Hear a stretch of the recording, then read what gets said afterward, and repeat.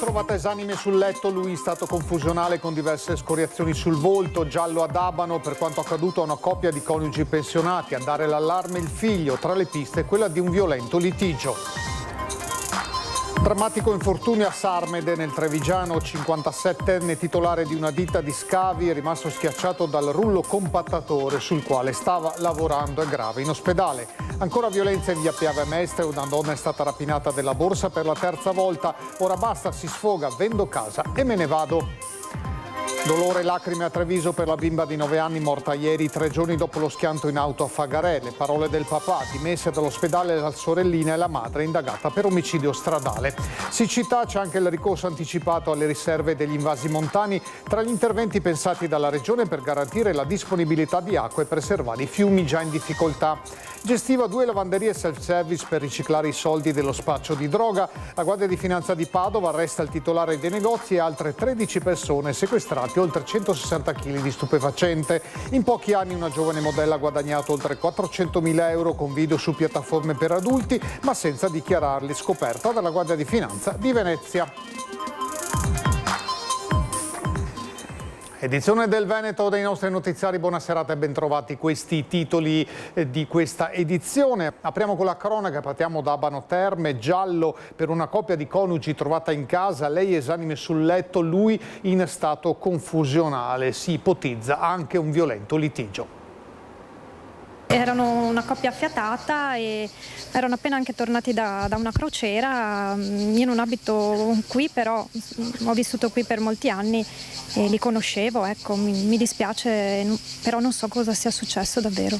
È incredula la figlia del vicino di casa della coppia. Nella porzione di bifamiliare di via Tito Livio ad Abano Terme continuano le indagini dei carabinieri della compagnia di Abano Terme e del comando provinciale di Padova.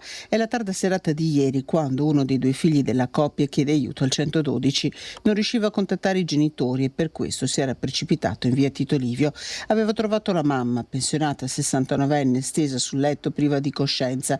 Il padre, 72enne, anche lui pensionato, era in stato confusionale con diverse scoriazioni al viso. Trasportati in ospedale ad Abano Terme, nella mattinata la donna si è aggravata e per questo è adesso ricoverata nel reparto di rianimazione dell'azienda ospedale Università di Padova con un quadro definito dai sanitari critico. Su quanto accaduto è stata immediatamente aperta un'inchiesta, la villetta è stata posta sotto sequestro e per tutto il giorno sono proseguiti i rilievi dei carabinieri. Non si esclude che a causare le ferite sia stato un violento litigio scoppiato tra i 2. L'uomo al momento dell'arrivo dei soccorsi era in stato di alterazione psicofisica. La donna potrebbe non aver assunto una terapia farmacologica legata a un problema di salute. L'indagine è aperta a 360 gradi. Nel frattempo resta l'incredulità in chi li conosce da sempre come il vicino. Mio padre aveva preso delle gocce per dormire, per essere riposato per l'operazione. Purtroppo non ha sentito altre cose, non sapeva neanche di quello che era successo ieri sera, l'abbiamo scoperto stamattina. È sconvolto? Abbastanza. Fondamentale sarà la testimonianza della coppia che sarà sentita appena possibile dagli inquirenti. Un grave infortunio sul lavoro si è verificato a Sarmede nel Trevigiano, vittima un 57enne di Godega Sant'Urbano, titolare di un'impresa di scavi e movimento terra. L'uomo è rimasto schiacciato da un rullo compattatore per l'asfalto col quale stava spianando un'area utilizzata per lo stoccaggio di terra nell'ambito di un cantiere di Piave Servizi e del comune di Sarmede per la posa di fognature e la riqualificazione della piazzetta. L'uomo è stato portato all'ospedale Cafoncello di Treviso ed è in prognosi riservata. Sul posto anche gli ispettori dello Spisal, dell'ULS 2 e i carabinieri. Ancora cronaca e torniamo in via Piave a Mestre per un'altra rapina. Una donna rapinata della borsa, è la terza volta, dice adesso basta, vendo la casa. Ho gridato ma mi sono trovata veramente sola perché ho chiesto anche aiuto ma nessuno si è fatto vedere, nessuno mi ha chiesto cosa era successo. Secondo me qui hanno tutti paura. Elisabetta, per tutti i Betti, è l'ennesima vittima della criminalità di via Piave a Mestre. Nata, cresciuta e vissuta qui da sempre, racconta della rapina della sua borsa con dentro contanti, tutti i suoi documenti, chiavi di casa e telefonino, subita giovedì scorso intorno alle 21:30 sotto casa in via Monte Sabotino mentre parcheggiava l'auto. Si tratta del terzo episodio in 3 anni. Il rapinatore successivamente ha anche usato il suo bancomat, spendendo a più riprese circa 200 euro. Acquistare sigarette e mangiare quello che c'era qui nella zona di Via Piave, il kebab. Ora sono ancora scioccata e dico che questa zona è invivibile. Qui a 2 passi da noi, lungo l'area di Via Piave, proprio poco dopo questa intervista, scorgiamo questa siringa usata chissà quando per un buco ancora conficcata nel terreno. A poca distanza questo ragazzo, arrivato in bici, ha appena comprato della droga e ora, bicicletta parcheggiata ai suoi piedi, seduto, se l'è iniettata. Il suo viaggio, procurato dalla sostanza stupefacente, durerà meno di un'ora. Attorno l'indifferenza di chi passa e tira dritto. Nessuno si ferma, nessuno sembra più stupirsi. Sono le 13.05. Ordinaria amministrazione, commenta amareggiata la portavoce di uno dei comitati della zona. È lei ad aver aiutato dopo la rapina Elisabetta. A quest'ora già ci sono i primi barbecue, li chiamo barbecue, il gruppo dei tossici per terra che si accendono il fuocherello e quindi si fanno di crack oppure si bucano. Per residenti e commercianti rappresenta l'ennesima testimonianza del degrado e dell'attività di spaccio che da tempo interessano l'area considerata da molti la zona franca della città per spacciatori e criminalità. Ogni angolo è una base per i pusher.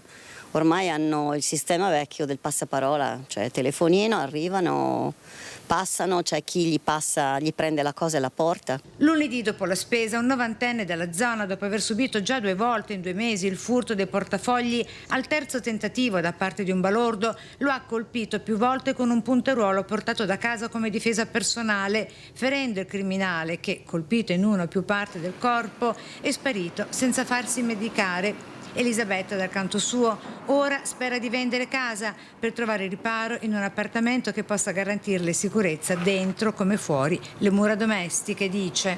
Penso di andarmene via perché i miei familiari mi insistono già da tanto tempo, perché mi hanno detto: guarda, hai già subito 3 furti e quindi potrebbe succederti di peggio. Domenica Vicenza ospiterà un incontro incentrato sul tema della legittima difesa. Ne parlerà il generale Roberto Vannacci, leader di Futuro Nazionale, con il giornalista Giuseppe Cruciani. Presenterà l'appuntamento Alberto Filippi, l'imprenditore che era stato sequestrato dai rapinatori nella sua villa di Arcugnano.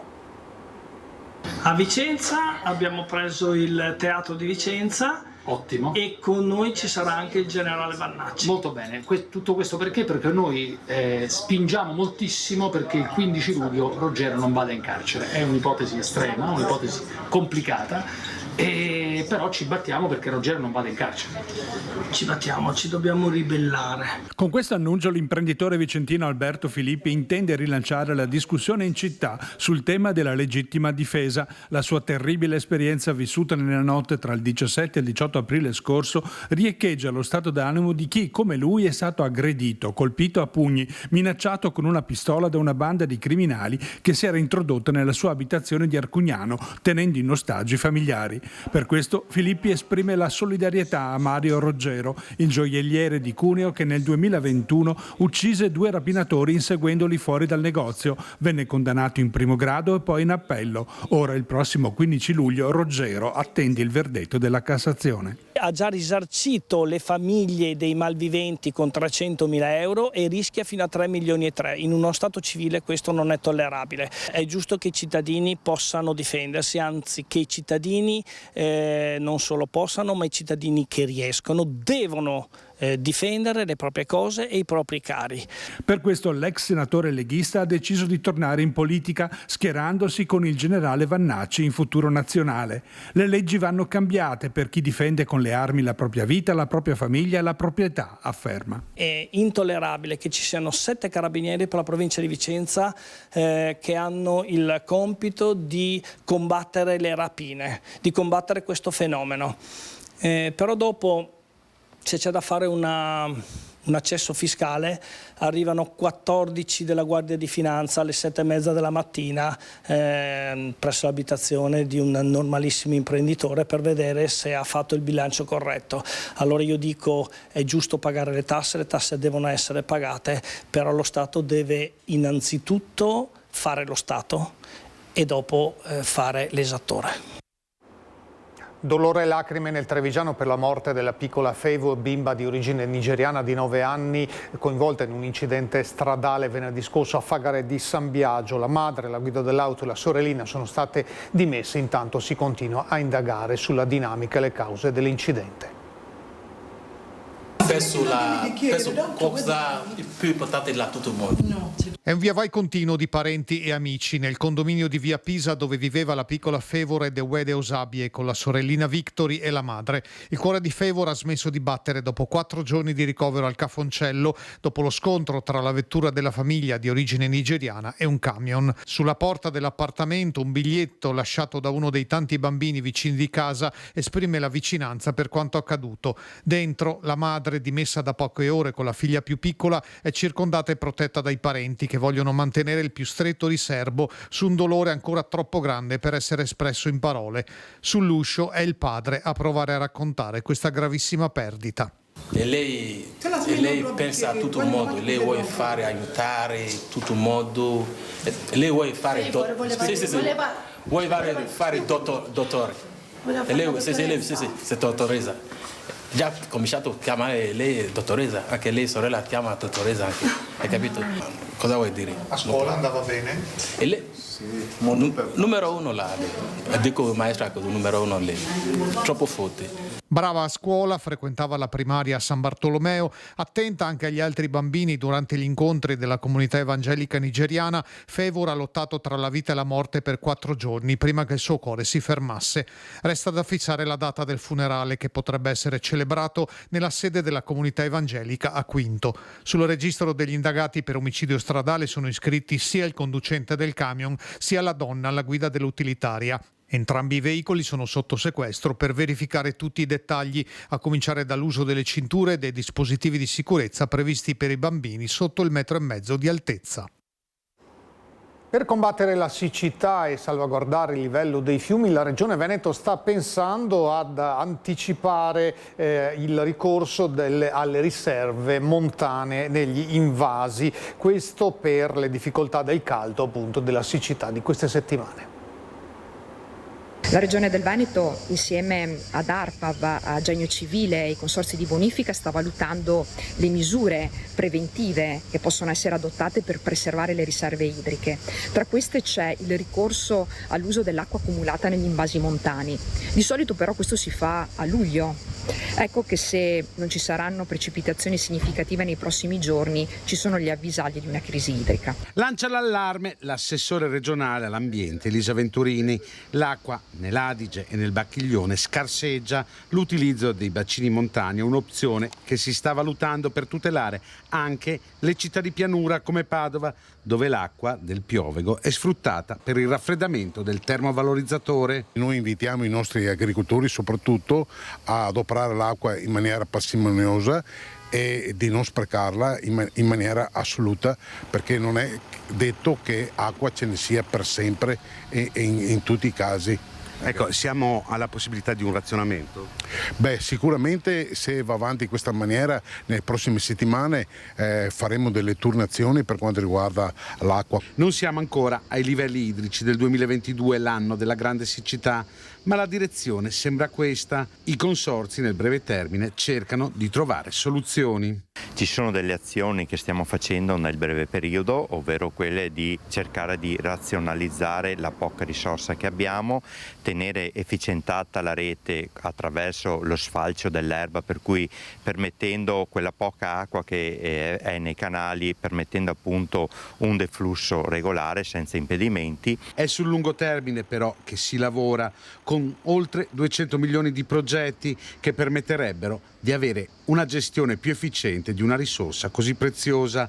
Da Chioggia, dove si sta efficientando la rete irrigua, a Dolo nel Veneziano, dove è stata potenziata l'area umida ampliandone la grandezza. Sono molti i progetti in campo, come quello del bacino dei Colli Euganei. La stiamo progettando ed è stato anche parzialmente finanziato questo progetto, dove si andranno a realizzare degli invasi multiobiettivo, per cui invasi che servono alla laminazione delle piene, ma anche come stoccaggio di acqua ad uso irriguo, acqua appunto che ha una funzione ambientale perché ci troviamo all'interno del Parco dei Colli Euganei, per cui consideriamo appunto l'ambiente dove ci troviamo. e anche funzione antincendio.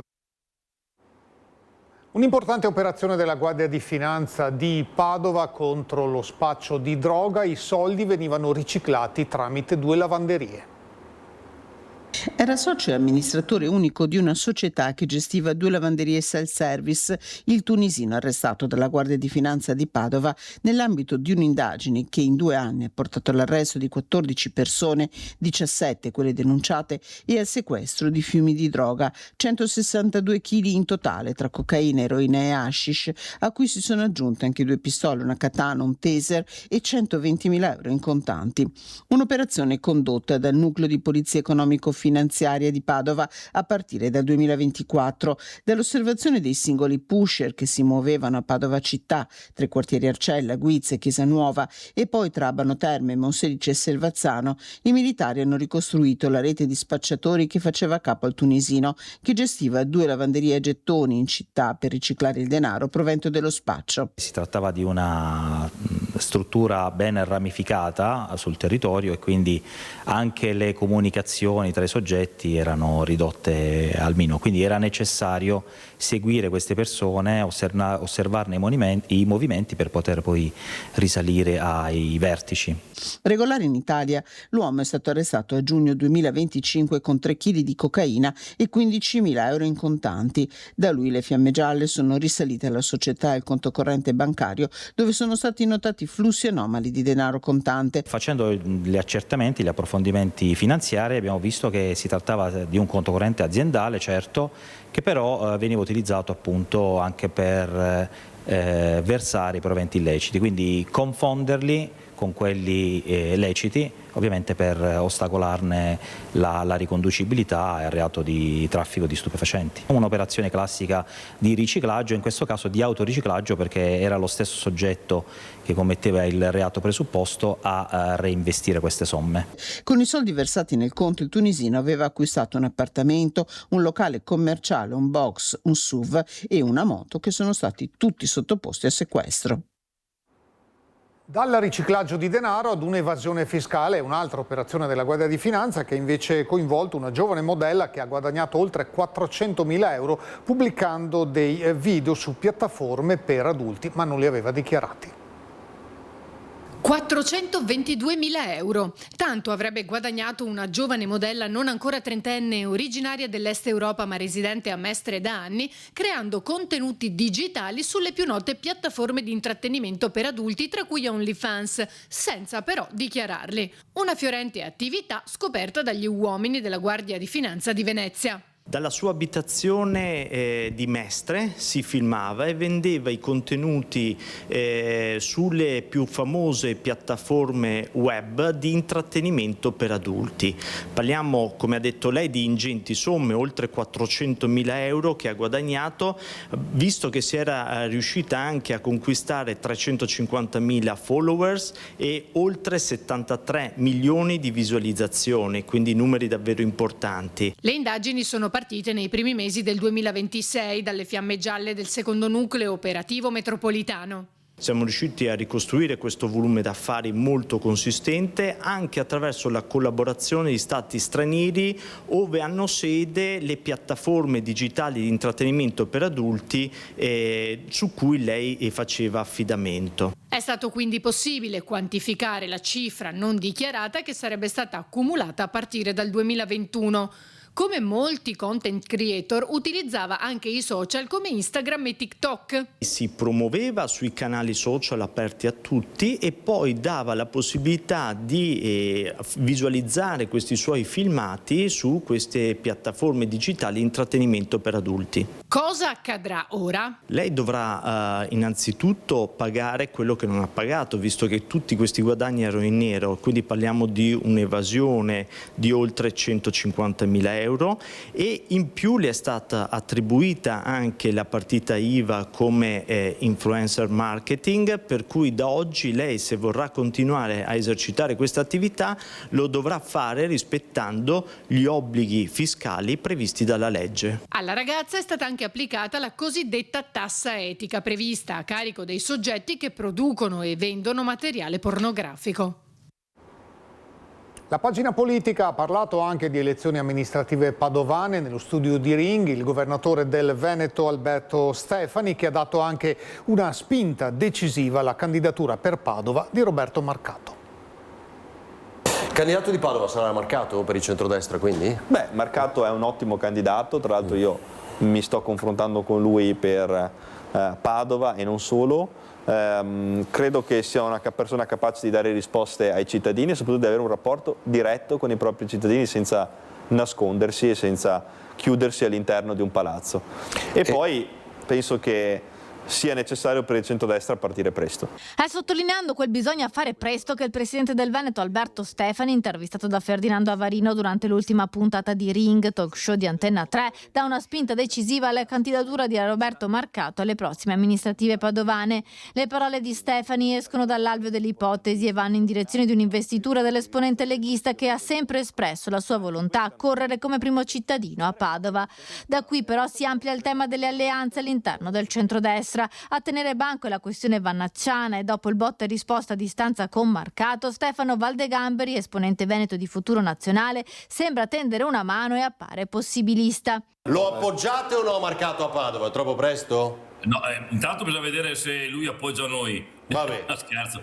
No, allora, lo appoggiamo o meno è tutto relativo, nel senso che dipende dai programmi, dipende anche. Marcato ha tante visioni che sono uguali a noi. Un conto l'aspetto politico nazionale, un conto poi sono gli accordi territoriali. Nonostante le battute, la porta è aperta. Ecco, è sempre aperta perché noi vogliamo che vinca una politica che sia non certo della sinistra, perché quella più vicina a noi, cerchiamo alleanze più vicine a noi.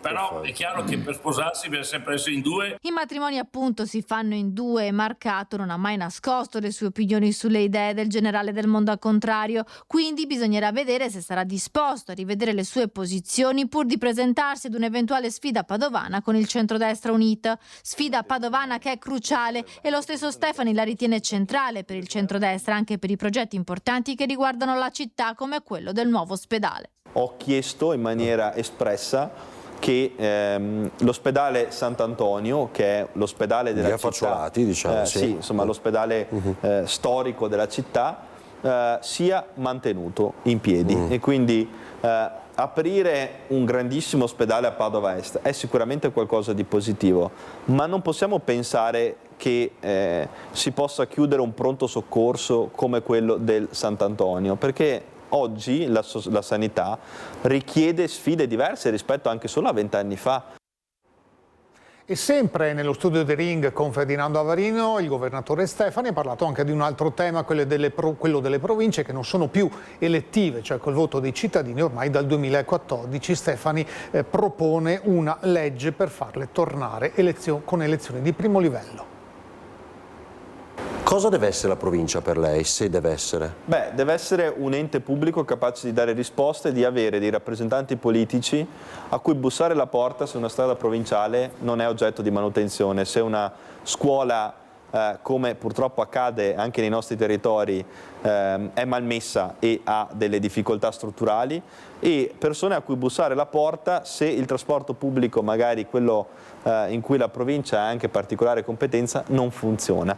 E io credo che questo serva ai cittadini e questo può essere garantito soltanto da una riforma delle province che tornino ad essere enti di primo livello. Sappiamo che la famosa riforma del Rio ha voluto, nell'ottica poi di cancellarle, ma il problema è che la cancellazione poi non c'è stata, creare questa forma anonima di province in cui di fatto hanno particolari competenze ma non hanno particolari risorse, le hanno avute solo col PNRR, ma adesso torneranno ad avere il problema di prima, e questa formula non sta dando risposte. Oggi se chiediamo ai cittadini a casa che è il loro consigliere, o che anche in certi casi addirittura il presidente della provincia manco lo sanno, no? Ma questo è indicativo, non è colpa dei cittadini, è colpa di un modello che non funziona. Le province così come sono oggi sono dei modelli che purtroppo non performano come dovrebbero. Ovviamente il Friuli l'ha potuto fare, è una regione a statuto speciale, può fare questo tipo di operazione, noi non possiamo farlo perché siamo una regione a statuto ordinario e bisogna fare una legge nazionale. Io sono primo firmatario di una legge che richiede di far tornare le province a enti di primo livello. È tutto per questa edizione, vi lascio alle previsioni del tempo. Grazie per l'attenzione e buona serata.